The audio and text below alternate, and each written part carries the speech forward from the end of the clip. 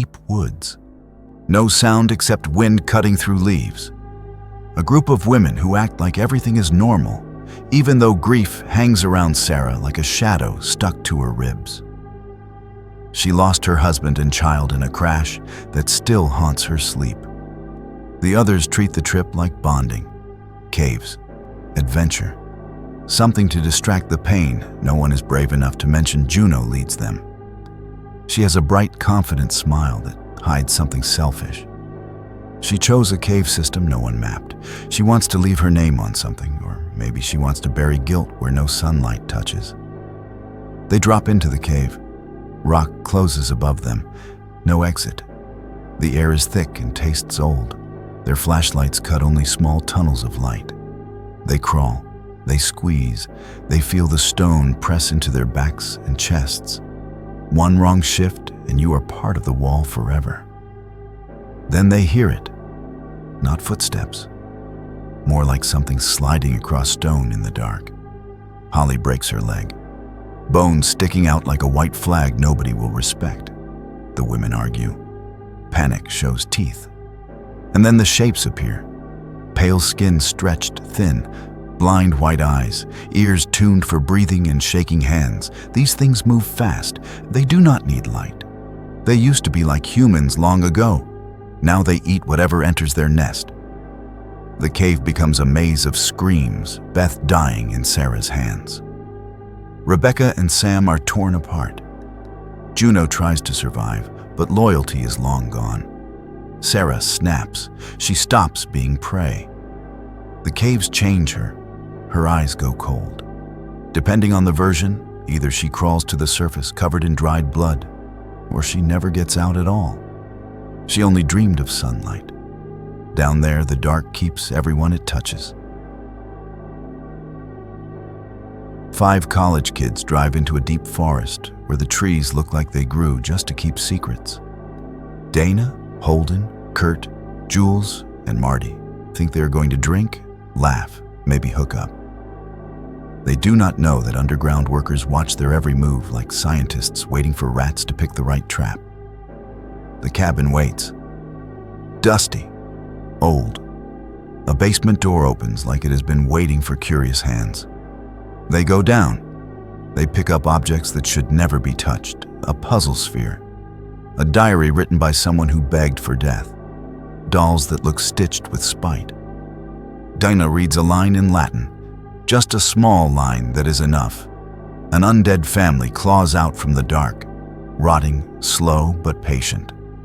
The workers below laugh, place bets, adjust chemicals in the air to make Jules act reckless, Kurt impulsive, Dana vulnerable. Marty is the only one who starts noticing how wrong things feel.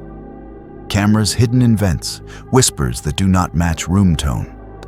The world around him is staged. The facility needs the group to die in a certain pattern to keep massive ancient beings sleeping beneath the earth. The group fights, screams, loses ground. Marty survives longer than he should. And he finds the elevator. Down below are cages of every nightmare someone ever imagined. Ghosts with hooks, creatures with teeth where teeth should not be, masks, claws, things that crawl sideways. Dana and Marty release them. Blood takes the hallways. The workers are eaten by their own little pets. The cabin is just the lid of something older. Dana and Marty sit together, smoke, and watch everything end. Some endings feel earned. Heather, Josh, and Mike think they are filming a local legend. The woods are calm when they step in. They laugh. They joke. They argue about the map. They think they are still in control. The forest waits. It changes the path. It spins their direction. No matter where they walk, they end up back at the same fallen tree, the same stream, the same patch of dead leaves. Something knocks against their tent one night. They wake shaking. They hear steps outside, dragging across dirt. They find piles of stones arranged with care stick figures hanging from branches, twisted like bones held together by hate. They stop trusting each other. The woods do not need claws, just fear. Josh screams one night. Then silence. He is gone. Heather and Mike hear his voice calling them from the tree line. The woods play voices like instruments. They follow it anyway. They find a house where no house should be. The walls inside look bruised by small handprints. Mike rushes downstairs. Heather follows. The camera falls. The screen goes black. The forest does not brag. It simply keeps what enters. The world ended without fire or plague. It ended when something landed that listens better than any living thing should. These creatures do not see. They do not need to. One sound means death, a single dropped object, a whisper, a mistake. The Abbott family learned to exist like ghosts. Lee and Evelyn guide their children Marcus and Regan in silence. Regan is deaf, so their hands speak instead of their mouths. Every footstep is placed carefully. Every movement is planned. They live near a farm surrounded by sand paths to soften steps. One slip from their youngest child costs him everything if the creature strikes fast. No time to cry. Grief does not leave. It just settles in the air like dust you cannot sweep away. Evelyn becomes pregnant. Giving birth quietly is almost impossible. Lee digs, builds, prepares. He tries to repair Regan's hearing device. He works until his fingers bleed. Marcus fears the world. Regan blames herself for everything that happened. A creature enters the farm. The silence shatters. Evelyn bleeds in the bathtub, biting her lip hard enough to draw blood, but not sound. Marcus and Regan hide in a grain silo. Lee is cornered. He signs something to his children. Love, always. Then he stops breathing for himself. Regan realizes the device she wears can hurt the creatures. Not kill them, but make them recoil, open weak flesh around their heads. Evelyn loads the shotgun. No one runs anymore. Heat rises off the Texas dirt. A film crew rides out to a farmhouse far from the highway. They want to make a private adult film. The land looks empty, but eyes watch from windows older than the paint on them. Maxine is the one with ambition. She wants fame. She repeats to herself that she deserves it. Bobby Lynn is bold. Jackson is calm. Lorraine is unsure. RJ thinks he is making something artistic. Wayne is the producer, trying to keep everyone aligned. The owners are Howard and Pearl. Howard looks like the land has already chewed him once. Pearl is something else. Her skin hangs loose, but her eyes burn. She watches Maxine with envy that feels like a blade pressed against a throat. Night falls, and Pearl moves through the house like a shadow with intent. She touches Maxine's bed while she sleeps. She stands inches from her face, breathing slow and hungry. When RJ tries to leave, Pearl attacks. Her body shakes with effort, but her cruelty cuts clean. Bobby Lynn ends up near the lake, trying to help Pearl, who pretends to be weak. Pearl pushes her. The water takes her. Jackson is shot. Lorraine is hunted. Wayne gets a pitchfork in the barn. Pearl tries to explain herself to Maxine. She speaks of youth, of being looked at, of being wanted. Maxine does not care. Pearl reaches out. Maxine drives a truck over her like swatting a fly. Howard dies from the shock of seeing Pearl broken. Maxine wipes blood off her face and leaves the farm behind. The house will stay. Someone else will pass through eventually. The land always waits. Like and subscribe if you want more breakdowns told this way. We can go farther into the woods next time. The woods are quiet when Ash and Linda arrive. The cabin looks normal in daylight. These places always do. A porch, old floorboards, a lake that reflects nothing but trees. Ash finds a tape player and hits play. The voice of a researcher speaks about an ancient text, spoken aloud, and the air changes at once. The cabin seems to breathe. Linda laughs with him. She dances in the dim light. Then her body twists. Her eyes go white. Her voice becomes a cruel puppet version of herself. The woods take control of her. Possession is not loud here. It is focused, personal. Linda attacks, clawing, and Ash has no choice but to remove her head. He buries her in the soil behind the cabin, hands shaking, night drops like a curtain. Everything in the forest starts to move. The cabin walls groan, the mounted deer head laughs, the kitchen lights flicker, Ash's sanity cracks. But there is still something stubborn about him. He refuses to lay down and accept anything. His hand becomes infected by the evil force. It moves on its own, trying to kill him. He takes a chainsaw and removes the hand. Blood sprays across the room like rain from a burst artery. The hand scurries away like a small animal. It taunts him. It taps on walls. Ash grows tired of being polite about reality. He bolts the chainsaw to his arm stump. He takes a shotgun as well. He is done waiting. More people arrive. Annie, Ed, Jake, and Bobby Joe. They want answers. They only find screams, shadows, and something ancient in the woods controlling everything. Possession spreads fast. Ed changes first. Then Bobby Joe is dragged screaming into the dark by vines. Jake loses his mind. Annie tries to translate the ancient pages to send the evil back. The cabin floods with violence. Flesh folds, bones snap, blood sprays across every plank of wood. Ash is not a hero. He is simply stubborn enough to stand upright while the world collapses. Annie completes the chant. It tears open a vortex.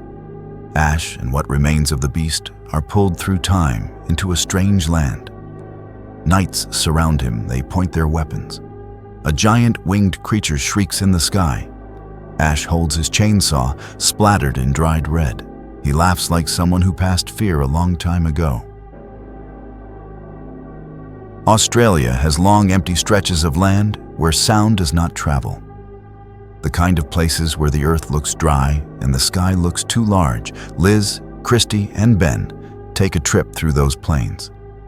They stop at Wolf Creek, a giant crater carved into the land. It is quiet. Too quiet. Their car dies. Not a coincidence. A man drives up. Mick Taylor. Friendly grin, warm voice. A man who seems like he's been out here forever. He offers help. He tows them to his camp. They sit around his fire as night arrives. The air cools. He tells them they can rest, drink, and relax. The screen fades. They wake up bound. Mick did not bring kindness. He brought his tools.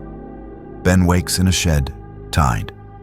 Liz and Christy wake in separate places. Mick walks between them like a farmer choosing which animal to cut first. He talks while he hurts them. He does not rush. He takes joy in pain that is slow. He cuts nerves. He breaks legs. He laughs when someone screams for help that will never come. He treats human bodies as puzzles he can pull apart. Liz escapes for a moment, finds a video room filled with tapes from past victims. Many victims. The idea hits hard. None of this is new. People have screamed here before. People will scream here again. She tries to save Christy, steals a truck, and drives. Mick shoots. Christy falls, bleeding out on the dirt. Liz tries to crawl but cannot. Mick stands over her. That is the last thing she sees.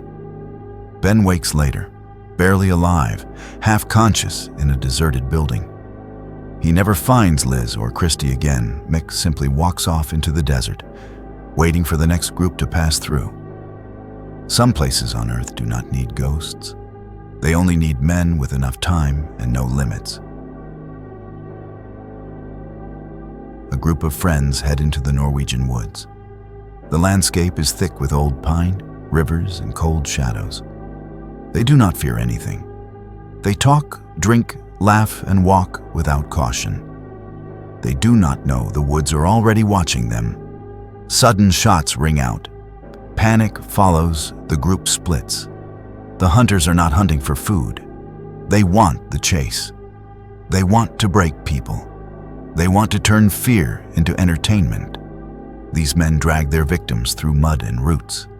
They tie them. They cut them. They taunt them like sport.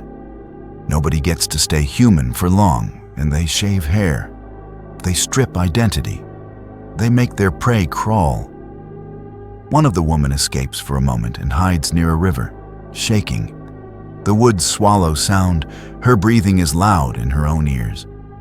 She tries to stand, tries to get back to a road or a track. One of the hunters steps behind her. Silent, the hit is fast. This film does not give relief. It does not offer justice. Some of the group die in water, some in traps, some by blades. The woods stay calm the whole time. Only one woman reaches help, but by then she's barely herself. The police find nothing. The hunters let the forest bury every trace. The land belongs to them. They will do this again. There are places not meant for travelers. There are men who do not need reasons. A road trip gone wrong.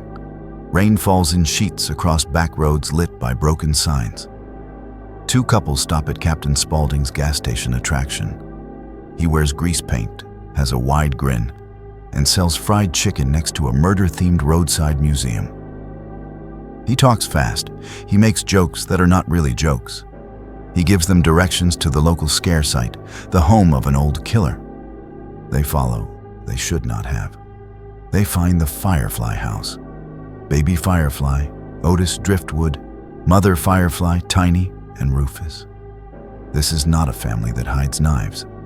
They display cruelty like art. Baby acts playful, like she is teasing. Otis acts like a preacher for madness. He speaks in riddles, but with complete confidence. They take the couples. They dress them in costumes. They perform for them. They hurt them slow. They laugh. They treat death as entertainment. The basement below the house is worse. A maze of tunnels and dirt chambers. The walls look wet. Bodies hang in pieces. Red paint or something else coats every surface. The deeper you go, the less your name matters. One of the victims tries to escape by running through the night in a rabbit suit. Otis chases with calm, steady steps, as if he knows the forest is already closed around them. Fear is pointless when the world is already owned by someone else. There is no rescue, no final act of triumph, just screaming and darkness swallowing the last voice. The Firefly family lives to do it again. They always do. Paul Sheldon is a writer. Annie Wilkes is his biggest fan. A snowstorm sends Paul's car off the road. Annie finds him, pulls him from the wreck, brings him to her home in the mountains. She says he is safe. She smiles like someone who has already made all the decisions. Paul wakes in her bed, his legs crushed. Pain flares with every movement. Annie nurses him, feeds him, speaks with excitement about his work. She says they are connected. She says fate brought him to her house. Her smile never matches her eyes. When she reads his newest book draft and learns he killed her favorite character, the warmth leaves instantly. Her tone snaps like ice cracking. She forces him to rewrite the entire book. She controls every movement, every page, every breath he takes in that house. She brings a sledgehammer and places a block of wood between his ankles. There is no screaming loud enough for mountains to care. Paul waits, watches, learns her rhythm. He finds sharp objects. He hides pain. He plans without speaking. Annie's mind is not steady. Her moods shift like quick weather. She talks kindly in one moment, then grows violent in the next. When he finishes the new manuscript, she believes it binds them together forever. He lights it on fire in front of her. The final fight is not elegant. It is desperate. Blood, sweat, crawling on the floor, grabbing whatever can be used as a weapon. Paul escapes. Annie does not. Yet the world outside never feels as free as it used to. Some cages stay in the mind long after the door opens. Subscribe to stay close. We will go deeper again. More films, more darkness, more things that breathe where they should not. If you want the next breakdown, drop a comment and share this. Stay aware. Some places should be watched from a distance. Do not look away when the screen goes quiet.